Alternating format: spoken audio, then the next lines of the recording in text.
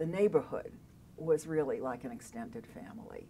And there was, oh, you probably know of Blue Hill Avenue if you're from the Boston area, but Blue Hill Avenue is a very, very long avenue that runs the whole length of the neighborhood and other neighborhoods.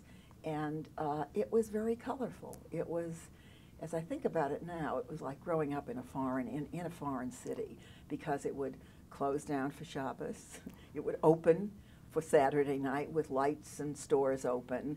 And there was a very, very strong flavor to it, of foreignness, actually.